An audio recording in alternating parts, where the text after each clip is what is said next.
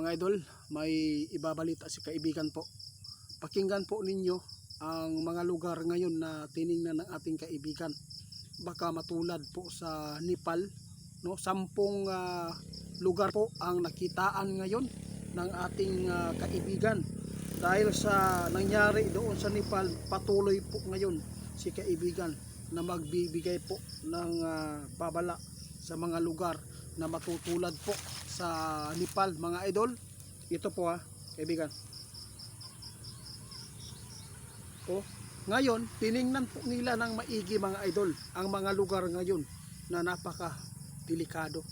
Mga idol, isa na po dito ang Masara dahil may leak po doon o dam.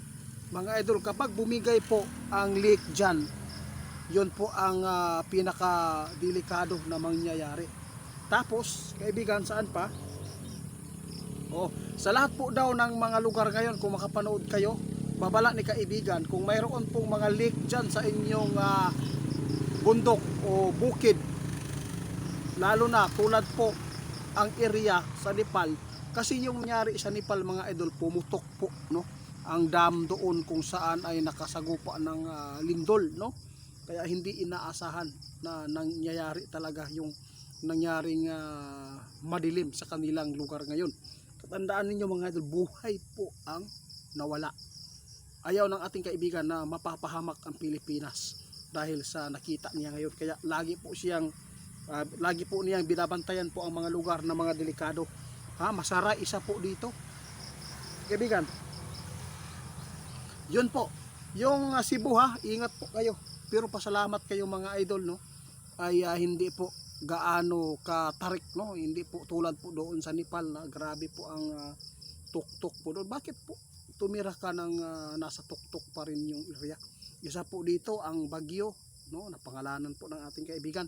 Mayroon pa, mga idol, dito sa part ng Mindanao pa rin, no? Mayroon din pong doon sa Maputi, mga idol, grabe po ang nilamon ng tubig doon na gawang leak, no? Nasa 5 hectares o 10 hectares na ang naubos niya, no? Na-come up niya sa paglamon sa tubig yung lupa diyan.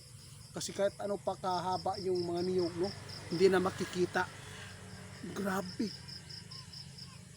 Kaya mga babala ni kaibigan, ingat po kayo sa lahat po ng mga lugar ngayon na nakitaan ngayon ng ating kaibigan ng mga delikado, dahil isa po dito ang lindol, mga idol, na magbibigay po ng kapahamakan dahil sa lupa na nabibiyak po at hindi na matibay po ang kanyang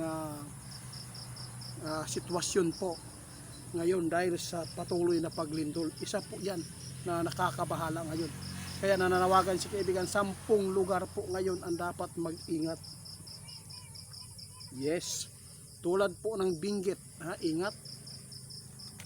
Tulad po ng mga lugar ngayon na pangalanan ng ating kaibigan, kung mayroon pong mga lugar na katulad po doon sa Nepal, kailangan po, mga idol, kung nasa mababa ang area mo, nasa mababa ka na kung saan ka nakatira, no?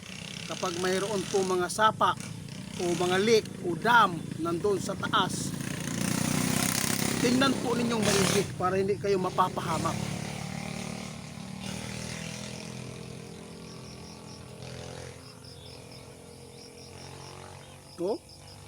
Tingnan po ninyo, mga idol, mayroon pang tatapat yan. Kaya babala ni kaibigan ngayon, huwag kayong magkampante. Kung Vermont na, no, ingat po tayo, mga idol. Kapag mayroon pong ipinapaabot ang weather caster sa mga bagyo na may mabubuo, kung pinapangalanan ang lugar mo, kung nakasagupa ka noon ng grabing baha o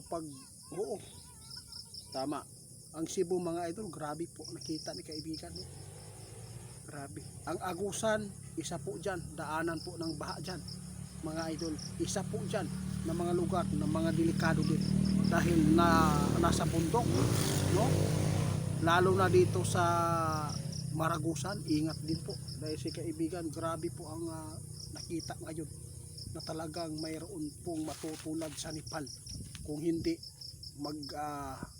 impake, kundi aalis po yung mga nakatira sa malapit sa mga ganyan po mga lugar. Napakabuti ni kaibigan mga idol. Kahit gaano pa yan sila kabisi, tiningnan po nila. Mga idol, tandaan ninyo, mayroon pang mangyayari mga idol doon sa ibang bansa pa rin na matutulad pa rin dyan. Mayroon pa rin bibigay. Ito po ang mga ipinapaabot ng ating kaibigan noong July at June. Ipinapaabot po niya ito, no? Sinabi na ating kaibigan, mayroon pong landslide na pinakamalaki.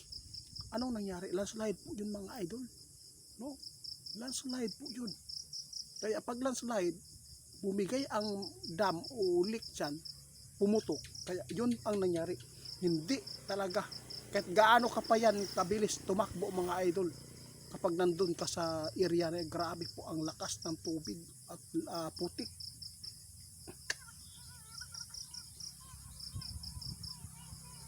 At least nandyan ka kaibigan. Okay lang kung walang manood, no? Basta importante na paabutan natin sila. Marami na po kami ipinapaabot doon na mga lugar mga idol, mga delikado na malapit sa mga sapa, no?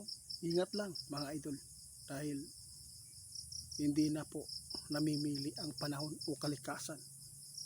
Matutuklasan po ninyo mga idol ang nakita ng ating kaibigan kung ano po ang dahilan kung bakit yan po ang nangyari. Alam po inyo mga idol, parang nasumpa sila mga idol. Alam po ninyo kung ano po ang kanilang pinaglilingkuran po doon.